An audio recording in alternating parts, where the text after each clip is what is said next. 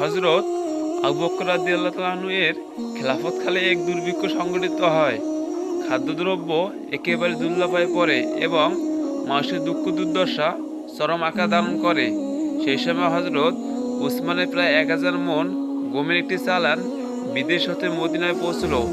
শহরের কয়েকজন ব্যবসায়ী তার কাছে এলো। তারা তার সমস্ত গমের চালান 50% লাভে কিনে নেওয়ার প্রস্তাব দিল। সেই সাথে তারা এও ওয়াদা করল যে তার দুর্ভিক্ষ পীড়িত জনগণের দুর্দশা লাঘবের জন্য এটা কিনতে চেয়েছে।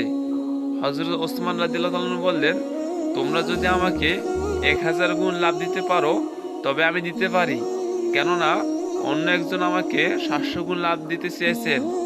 ব্যবসায়ী বলল, বলেন কি? চালান মদিনা আসার পর তো আমরা প্রথম এলাম আপনার কাছে, 700 গুণ লাভের প্রস্তাব কে কখন দিল?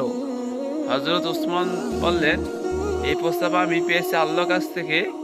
আমি এই চালানের সমস্ত গম বিনামূল্যে গরিবদের মধ্যে বিতরণ করব। এর বিনিময়ে আল্লাহ আমাকে 700 গুণ বেশি পুণ্য দিবেন বলে ওয়াদা করেছেন।